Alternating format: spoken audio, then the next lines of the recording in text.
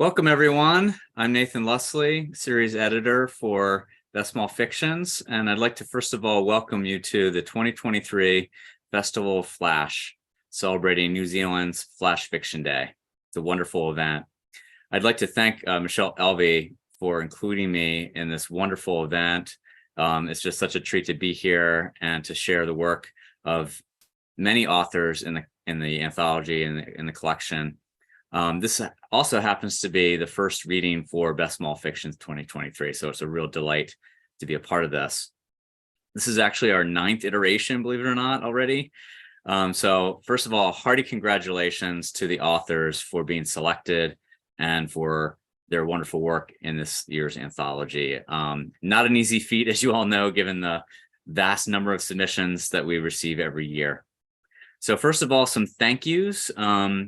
Thank you so much to the authors, first of all, for sharing their work today. It's just, as I said, a real wonderful treat. I'd like to also thank our assistant editors, who are Mina Chang, Amy Barnes, Charles Ramelkamp, and Doris Chang. Also, consulting editor Richard Peabody, who's instrumental as well. Huge thanks to Michelle Elvey, who is the managing editor now of Best Small Fictions, for her undying support, unwavering hard work. She's just super great. So Michelle Elvey, hats off to you.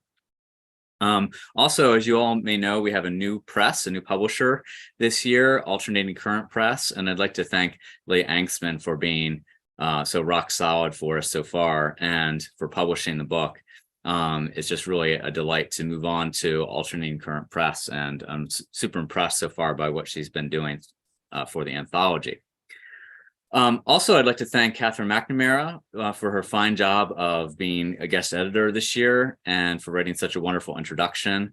And I will now introduce Catherine McNamara, who will say a few words and maybe read some work for us as well. So Catherine McNamara grew up in Sydney, ran away to Paris to write, and ended up in West Africa co-running a bar.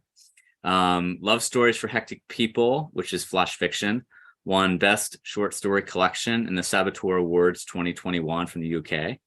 The Cartography of Others short stories was a finalist in the People's Book Prize UK, and also won the Islands Fiction Award from Greece.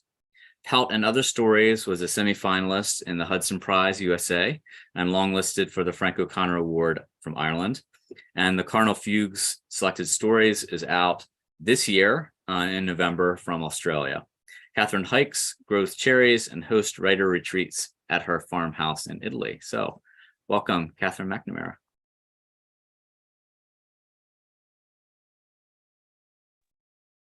Hello. Thanks very much, Nathan. And thank you, Michelle. I know you work really hard behind the scenes. I'll just say 2 words and then I'll read a short piece to you. Congratulations to all of the authors.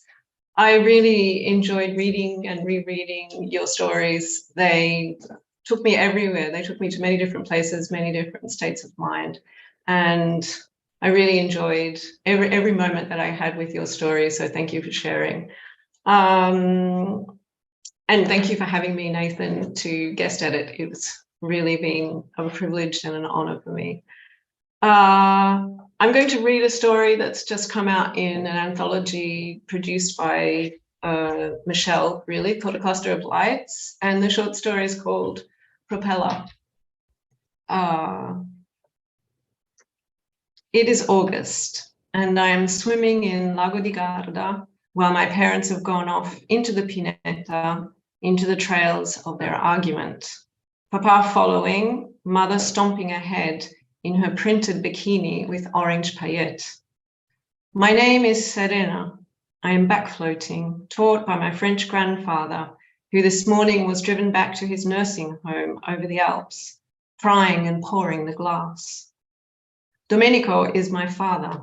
I hear his raised voice from the Pineta, but I know they will go afterwards for drinks. I smell the pine fronds as though I am crouched there gathering cones. Tomorrow you will read about me, the girl on the northern rim of the lake, struck by 2 German tourists in a motorboat cutting close to the shore, where one of them last summer made love with an Italian barmaid. He thinks under those trees before the pontoon. The way the boat pushes my head under is a rolling surge, and then the propeller scrolls through my leg, cleaner than a shark. I will survive. My school friends will perform a vigil, but nobody can carry on a vigil for the months I am vegetal, pressed under a quilt of waves. One boy makes a drawing of serrated mountains above the lake, and the way these peaks are throbbing and torn makes the teacher advise him to try again, though she cannot say why. I recover. My grandfather is dead. My parents look at the flattened bedsheet beneath my knee, arms shelved together. That's all. Thank you. And over to you. I'm looking forward to hearing you read your stories. Thanks very much again. Thank you so much, Catherine. That was really wonderful. What a great way to start off this reading. So next up, what I will do here is read all the bios of all of the authors, and then we will proceed alphabetically, beginning with Andrea in just a minute. So first up will be Andrea Fraser, who is a queer writer who lives in Pittsburgh. Her work has appeared in Lost Balloon and Drunk Monkeys. Our second reader will be Pat Foran, who is a writer in Milwaukee, Wisconsin. His work was selected for Best Small Fictions 2023 and Best Small Fictions 2021. Also selected for Best Microfiction 2021 anthology and for the Wigleaf Top 50 Very Short Fictions 2022. He received the 2021 Mythic Picnic Prize in Fiction. He has a website and also is on Twitter.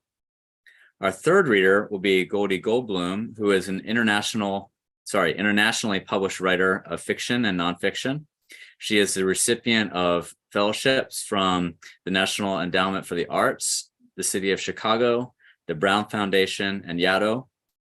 This year, her most recent novel won the French Booksellers Prize for Fiction and the National Jewish Library Award.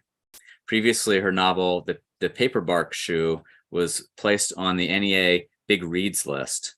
Her writing has appeared in Plowshares, The Kenyon Review, on NPR, and in Le Monde. She is a single mother of 8 and an LGBTQ advocate. Our fourth reader will be Malvika Jolly, who is a poet and a literary translator based in New York City. Her writing explores post-colonial poetics, magical realism, imperialism, hybridity, women's narratives, folklore, and mythology, and transnational solidarity movements. She and her writing have been featured in Mizna, The Rumpus, Salt Hill Journal, The Best Small Fictions, and in programs for the Brooklyn Rail, Method Bandra, and the New York Foundation for the Arts. She curates New Third World, a traveling poetry reading series inspired by the non-aligned movement. Our fifth reader will be Babak Lakomi, who is the author of Floating Notes, Tyrant Books 2018, and South, forthcoming from Dundurn Press 2023. His work has appeared in American Short Fiction Noon, Ninth Letter, Green Mountains Review, and New York Tyrant Magazine, among others, and has been translated into Italian and Farsi. Babak was born in Tehran, Iran, and currently lives in Toronto, Canada. Our sixth reader will be Ogechukwu Ogbonna, who is a creative writer and poet from the Imo state of Nigeria. She was raised in Lagos State, where she attended primary and secondary school. She graduated from Nnamdi Azikiwe University and her first degree before moving to the Republic of Ireland, where she is currently pursuing a master's degree. Ogechukwu has always been fascinated by the potency of words and their ability to paint pictures on the canvas of our minds. Her poems and short stories have been published in Brittle Paper, African Writer Magazine, Kalahari Review, Loloi, and on her Medium account. And you can find her on Twitter and Instagram. Jillian O'Shaughnessy is a prize-winning short fiction author from Wailop, Fremantle, Western Australia. She spent 25 years with the Australian Broadcasting Corporation as a journalist and radio presenter, and curated Writers' Weekend for Perth Festival in 2022. Her short fiction has been widely published in journals and anthologies in the United States, Britain, and Australia, and she's a submissions editor with U.S. flash fiction journal Smoke Long Quarterly. Our eighth reader will be Kai Tanaka, whose fiction has appeared in New South, the New Ohio Review, Tin House, and has been selected for best microfiction and Wig Leaf Top 50. Kai is the former fiction editor of Gulf Coast and Sewanee, Tennessee Williams Scholar. His novella, The Caretakers, is forthcoming from Pank. And our last reader, our ninth reader, will be Tola Zisman, who is a writer from Warsaw, Poland. Her work has been recognized by the Bennington College and Scholastic Art and Writing Awards, and is published amongst others in the Adroit Journal and Gone Long. Tola was named a finalist for the 2023 Adroit Prize for Prose. When not writing, you can find her combing through secondhand bookshops or tweeting. So welcome, everyone. And first up, we will have Andrea Fraser. Hi, everyone. My name is Andrea Fraser. I'm going to read my flash fiction piece called A Man on the Street Offers Me a Cooked Shrimp. This story is actually inspired by the time in real life when a random man really did offer me shrimp, and I really did eat it. But it unfolds a bit differently in the story than it did for me. So here's the story. A man on the street offers me a cooked shrimp, and I take it, lift the slick comma of flesh right off the flimsy paper plate he jets, gently but determinedly, into my path. The man's smile is a jumbled graveyard, each jaundiced tooth a mossy tombstone half toppled by vandals or forced into a haphazard angle by tree roots heaving and flexing underneath the earth, threatening to burst through. Fueled by a winter melancholy twining my perennial nostalgia, I walk 100 miles every weeknight over quiet sidewalks, sometimes illuminated by wavering halos of lamplight, sometimes not. Now the man wiggles some fingers at me, not the goodbye I'd like, but an invitation. With the shrimp tail pinched between my right thumb and index finger, I use my other hand to yank out one of the earbuds that reliably blanket my gray matter with dull noise and chatter. Even as I try to divert it, my mind thunders to the little black canister of pepper spray, nestled like an heirloom bullet in the soft fleece of my coat pocket. A fleeting glow disappears into the dark crosshatch of towering pine branches as they welcome the sinking sun, the desolation of this short, tucked away road, creaky little homes buttoned up tight, breathes around me. Still, I smile. Smile at this man whose wiry gray hair, poking out from under a brown fedora, rustles a bit as he bounces on the balls of his feet like he can hardly contain some good, delicious secret. Where did he come from? Better with a smidge of cocktail sauce, he tells me, his voice the strained chirp of a red-bellied robin caught, and probably beneath a sudden cascade of dense snow. The plate, loaded with tiny carcasses, hovers between us. Glitter polish chipping on my nails, framed by tattered cuticles, glints faintly in the dying light when I step forward, swipe my shrimp through the pool of red. Thank you, I say. The pepper spray in my pocket. My mom halved a 30-minute drive down sparse late-night highway to deliver it to my apartment, frantic after, in a moment of stupidity, I admitted that another man, on another one of these 100-mile walks, a stocky cannonball of a man in a blue windbreaker, had grabbed me from behind, then barreled away. It's been 8 years since I've had a bite of meat, since I suffered through that one slaughterhouse documentary in college.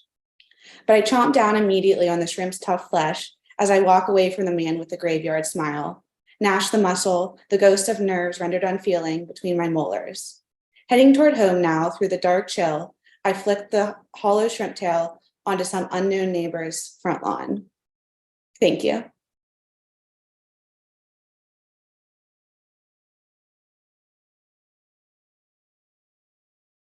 Okay, Pat, you're up. Thanks, Nathan. The piece I'm going to read was published last fall in Pithead Chapel. Thanks forever to Kim McGowan for being such a champion of it. Written a little over a year ago, right after one of the many U.S. school shootings, this one in Uvalde, Texas.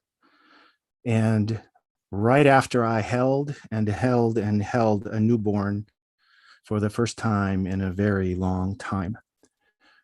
The story is called To the Shortage of Lifeguards That Will Live in This Rill.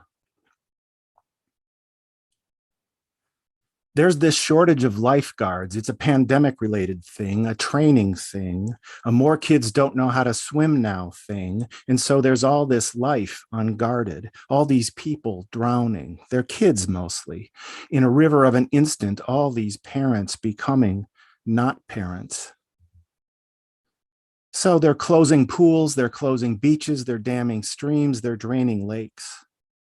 But there are so many waterways. Too many to close, too many that are lifeguardless. It's now not parents. We got to thinking, this shortage of lifeguards, it must be going through a lot. It's seen things, we figured. It needs nurturing, we believed, parenting. There's this unattended rill, a shallow one, a slow trickle. Maybe it could be a place for the shortage to chill, to settle down even, to reimagine itself, to become less of a shortage, less of itself. And eventually, maybe, there'd be more lifeguards, less unguarding, less drowning, fewer not parents. Who exactly are you? The shortage of lifeguards asked us. Fathers and mothers, we said, or we were. Didn't ask you who you were, Ridge said. We offered to build the shortage of lifeguards a home, a little one, little enough to drop in a little lifeguard chair we'd craft from cottontails that grow near the shallow rill. Little enough, yet big enough, to support the shortage on its reimagination journey. We had enough twigs and plenty of twist ties to build such a home, we said. Go for it, the shortage said. We put on some music and got to building. But when Otis Redding got to singing These Arms of Mine, it triggered one of us to remember the face of the father of a Neil Armstrong elementary school boy who'd waded into a rushing river, the father's arms reaching and reaching and reaching toward the rushing. And when we heard Marvin Gaye singing Save the Children, plead, plead, plead, singing the word babies, our hearts sank like a self that knows what it knows. Reimagine what now? The shortage said to the rhythm of the rushing in Marvin's pleas. What or who? Shrieked a stressed out tadpole swimming toward safe and soundless, the rill's 24-hour convenience mart. His tail not yet long enough to help him elude a predator fish in pursuit, the tadpole disappeared into the murk before reaching safe and soundless. Sorry for making this about us, we said, the self in us flickering the way the light on the mart's neon sign fishtailed into the rill. The who we are now, not yet apparent, not even to the night.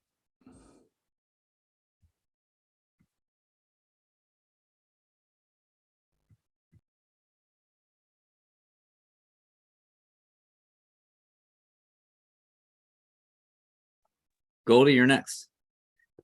Thank you. Thank you very much. I'm going to be reading In the Museums of Heaven and Hell, which was honored by the 2022 Bridport Prize and also by the Lasher Review. And I'm very excited that it's going to be appearing in the journal, in the book, actually. So, in the Museums of Heaven and Hell, on either side of the halls of heaven and hell are the great glass-fronted cases displaying the glories of this world. Heaven has the stonefish, the blue-ringed octopus, all 5,000 varieties of coral polyp, the smallest tooth of the sperm whale, the trembling light from a star that died millions of years earlier, the last time a baby nurses from its mother, the look in the eyes of old friends when they meet after a long absence.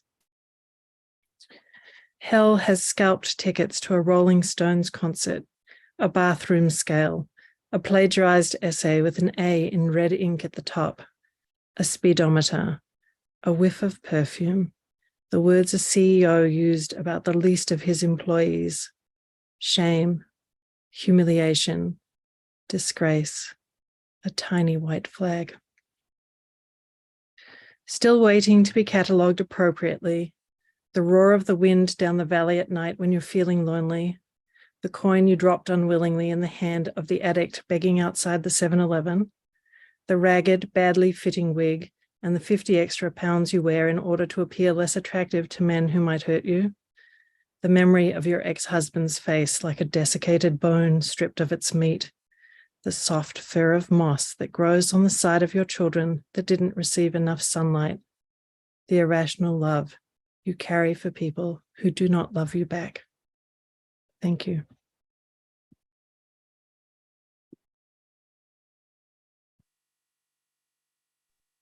Malvika? I'm here.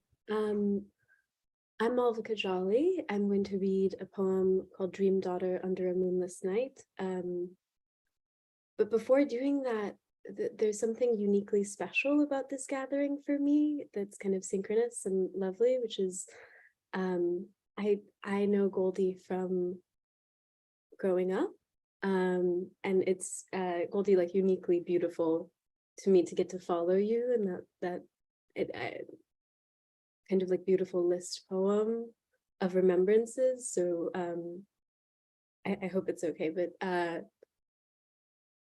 yeah, Goldie's home in Chicago in the Rogers Park area is kind of like this haven, for, at least in my time, was like this beautiful haven for all of these queer adolescents and youth within her community and also without. And I grew up maybe 20 miles south and east of her, but somehow I also echolocated into her beautiful home. So it's like very special for me to see your name and to be here and listening to you and see your books, because it feels like direct lineage. So that's maybe a better way of introducing.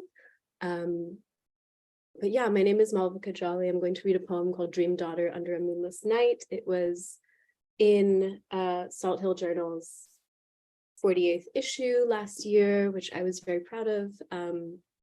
And in short, basically these poems come from a manuscript project called Dream Daughters. It's kind of a generational story about my mother, grandmother, and an imaginative, fictive daughter. It's about ancestry and lineage, but it takes place on a kind of compressed timeline where perhaps we're like all the same person happening all at once. And it's kind of about this woman traveling from city to city in a kind of post-colonial world of plenty, and about the compression of history that happens. So this poem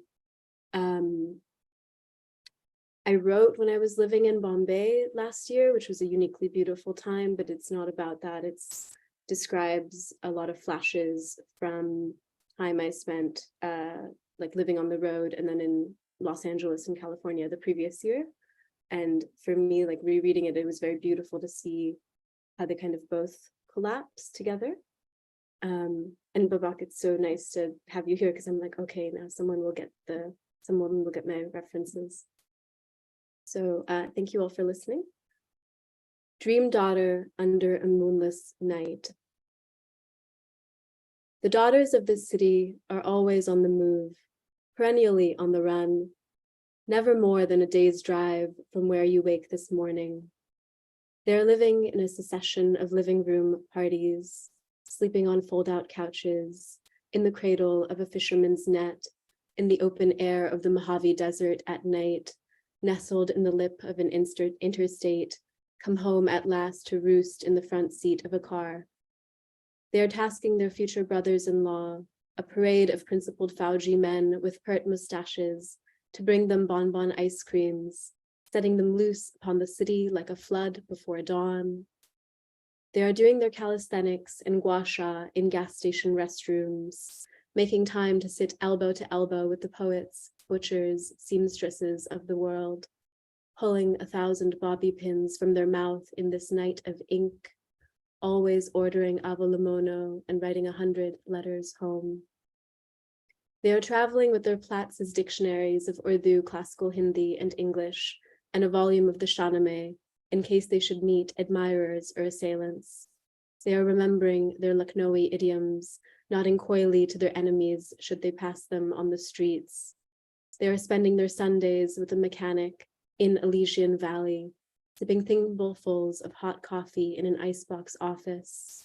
Like a blind man with all eyes open, he is reading the salt and rust from their engines with the back of his palm, congratulating our city's shipwrecked daughters for their long and circuitous journeys, handing them sprigs of dried mint leaves to adorn the spaces beneath their hoods.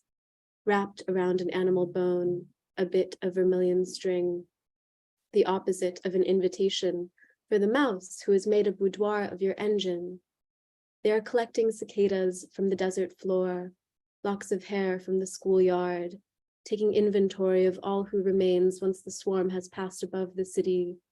They are beginning to understand how a baptism honors the river, how each and everything desires to be whole. A grape leaf, the great storm, a single egg yolk trembling in the cupped palm of a hand. Even the ocean, an architecture of desires, a want for sediment and for shore. The chalk line on the floors of a foreclosure house, where once there stood a wall, and before that wall a door, a threshold, over which they were carried twice for good luck. They are sheltering in the rainstorm under an abode of unplanned departures. They are telling time from a watch with two faces. They are eating from the melon whose seeds contain 1,000 mercies. And because they are bitter, they are spitting them back out into the night garden of crickets. They are spilling out from their mouths the seeds of remembrance, swallowing up the expanse of the world.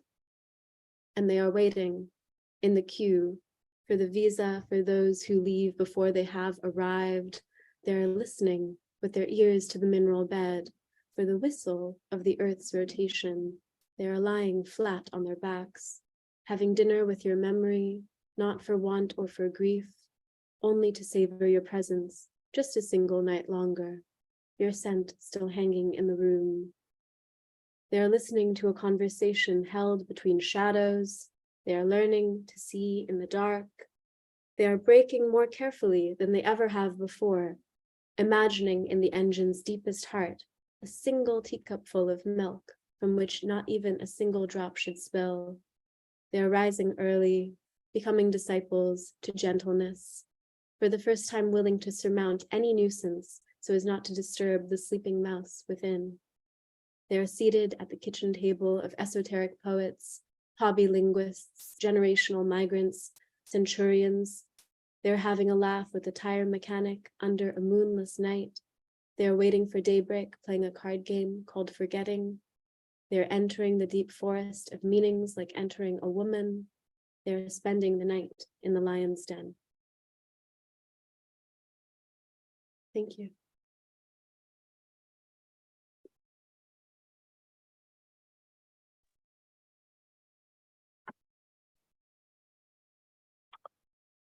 I'm going to read a story called For What May Still Be There that was published in the Adroit Journal. He does not look at himself in the mirror. He runs down the stairs, looks at the cat following him, then runs back up the stairs to get his keys. He searches the table, on the kitchen counter, knocks against furniture. He slams the door as the cat watches him, thinking of her and the cat in bed in the afternoon light. He opens the umbrella, but he cannot run with it open. He runs. His hair is wet. Figures move in the fog. Dogs, blurry shapes, runners in the rain. She had said how she always wanted a dog. She cried when the adoption agency rejected them. She had said she wanted more hikes, more time in nature. The rain gurgles in the gutters, the smell of wet earth, gasoline. What was he doing before he got this call? He was on the phone with someone from work. He doesn't remember who it was, or what that call was about. He remembers the last time it had happened. He had been with her that time. Her face pressed against the asphalt, purple, her look unfamiliar. They repeated her name. The voice on the phone asked him to describe what he couldn't. Try, sir. She is seizing. He is breathing. Her eyes are closed. Now her eyes are open. There was a puddle beside her body. He remembers her other looks, her handing him a bag of marbles, the pomegranates on her tongue, the smell of pine in the room, papers in her backpack crumbled and wet.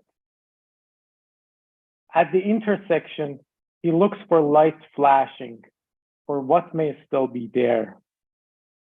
The ambulance has already taken her away. He looks at the car trunk she has filled with vegetables, meat, a watermelon, grapefruit, paper towels. You sure you're okay to drive by yourself? Someone asks him. He drives the car back home while waiting for a call from the hospital. He carries the groceries back into the house, puts them in the sink. He turns on the tap. He drops dish soap into the sink. He wipes the counter, puts everything that he has cleaned on the table. He puts all the bags back in the cabinet. He opens the fridge, stares at the cold tea she has brewed.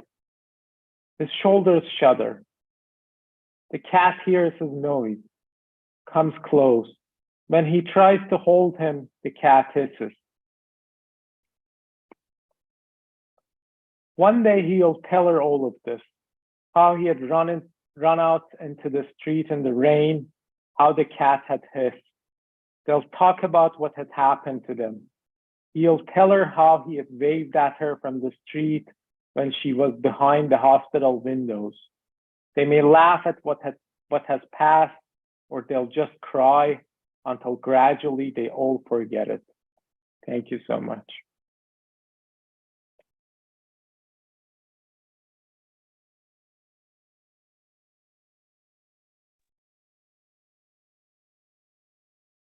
Okay, I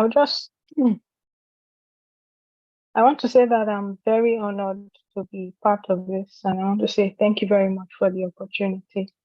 The poem I'm going to be reading is titled 4 Pages, and I cannot remember how it came to be anymore, but I know it's a really special poem to me.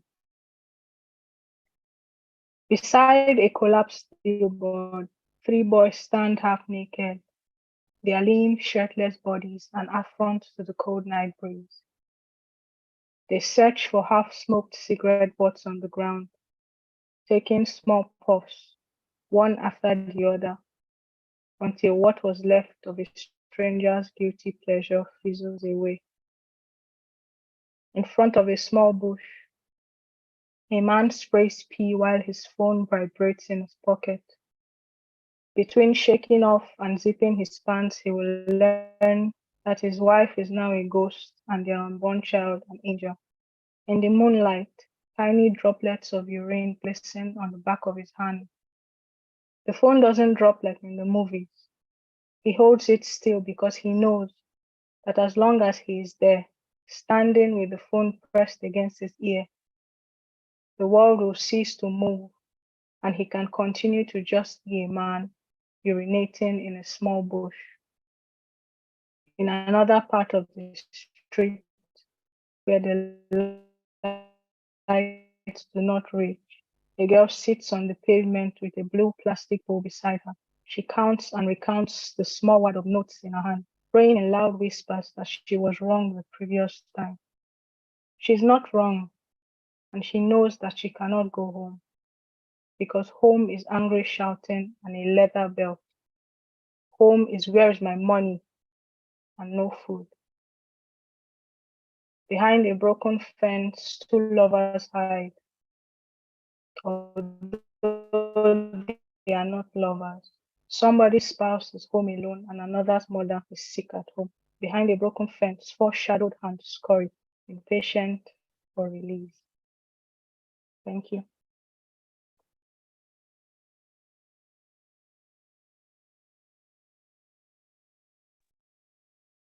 Hello, I'm Jill O'Shaughnessy and I'm a writer from Walyalup in Western Australia, and just so fantastic to feature in the Best Small Fictions. My story was originally published by the Irish flash journal Splonk, and it's a story that has just been picking at my brain for about 50 years now, so it wasn't just an absolute astonishing joy for me that someone else got it,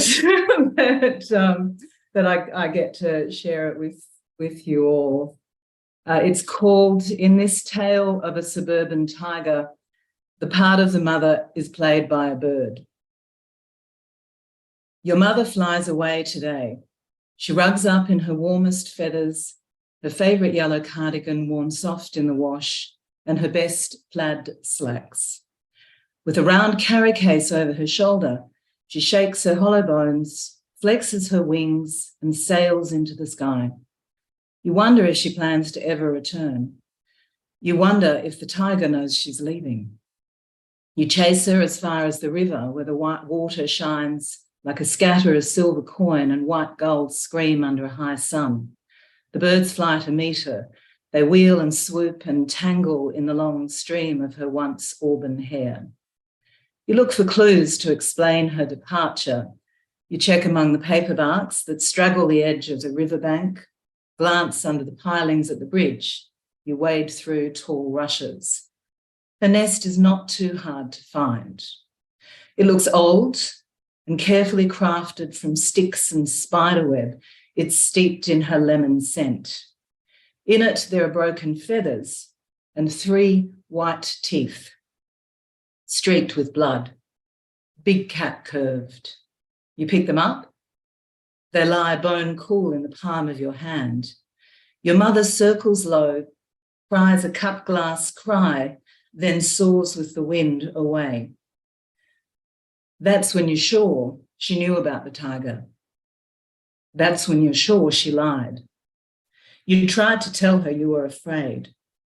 You'd showed her where the tiger hunted after dark, where he paced in the shelter of the trees that line your street, licked his heavy paws with a rough tongue under your broken porch light, or prowled the hallway while she slept and you didn't.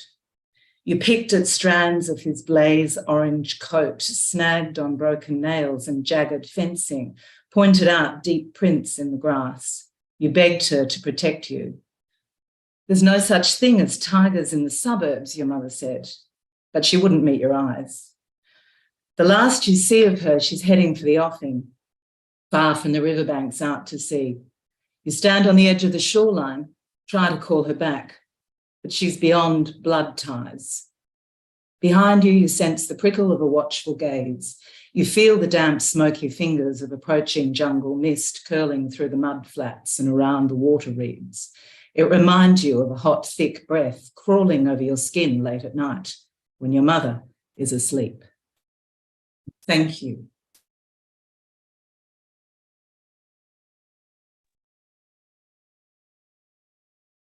Hey everyone, I'm Kai Tanaka. And this is a story that was originally published in the Fairy Tale Review. And thanks to Michelle and Nathan and to the editor I work with at the Fairy Tale Review, Benjamin Schaefer. This story is called Love Story. A while back, my wife and I went to a restaurant because she was craving deviled eggs and I was craving raw oysters. We felt lucky, both of us, to have identified such specific desires and to have found a place so close to our apartment with expertise in those particular offerings. But when the old man brought out our plates, we couldn't tell the difference between the two dishes. They looked to us exactly the same. What's more, the old man, perhaps thinking he was doing us some kind of favor, had not set the platters next to our forks and cloth napkins, but side to side in the center of the table for sharing, he said. We don't get out very often, my wife and I, which means we hardly ever eat such dishes. In fact, as we stared at the two plates, I couldn't say for certain I'd ever eaten either food. We agreed about one thing though. I did not want deviled eggs, and my wife, she did not want oysters. And so we found ourselves at an impasse. In a way, it felt like a puzzle. In another way, it felt like a trap. Years passed. The old man continued to refill our water glasses. Customers came and went. We made trips to the restroom to pee, and we watched the seasons change outside the big window near our table as our 2 plates remained between us, untouched. Dust drifted through the air in bright flashes of sunlight. As time wore on, our plates acquired a certain familiarity, though we never identified their contents. We became students of our plates, and the longer we knew them, the less we cared about our original orders. For example, I would come back from using the restroom and I'd catch a glimpse of one plate and think, what if this plate had been a ham sandwich the entire time? My wife and I both love ham sandwiches. I looked at my wife and I became so lost, so helplessly in love with her, that I completely forgot about the uneaten food on the table between us. We passed the best years of our lives in this way. Looking back on that time from the place where we currently reside, we remember what a dream it was, the years we spent living in that restaurant.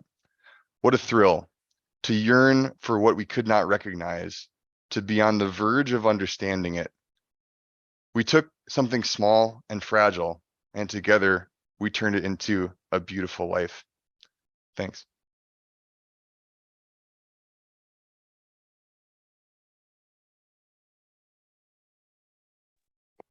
So my name's Tola, and I wrote Orandry, the story which we'll get to know today, originally published by the Adroit Journal, so many thanks to the editorial board over there.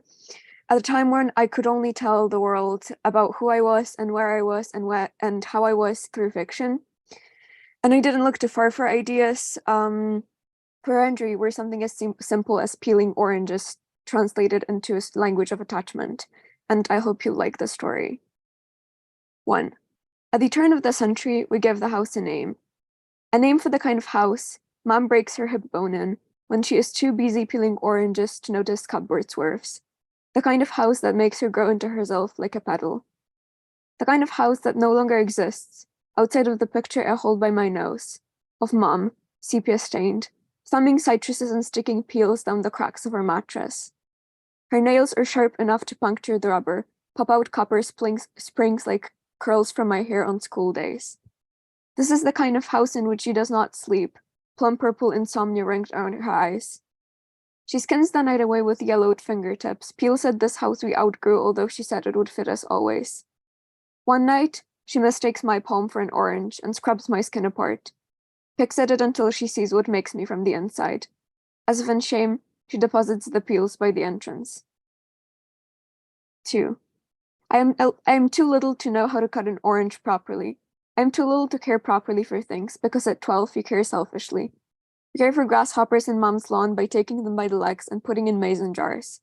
For oranges by eating them without letting the sour dents on your tongue. On birthdays, I find myself wanting to blow candles off our rooftop, of this house that fits me just well. I don't take up much space. I don't take up any space anymore. I wrap around my curls a handkerchief she wore at 20, and if I smear it across my face for long enough, I become her. I do not linger. Mom does not linger. There are only photographs of this house with walls glassed like an orangery. I leave a suitcase ajar where I curl to sleep on the lumps of her mattress, springs cutting into the pink flesh of my back. And I wanted to ask Mom, that body of a person who no longer exists, what she calls it when I still find orange peels in the cracks of the ceiling. Thank you.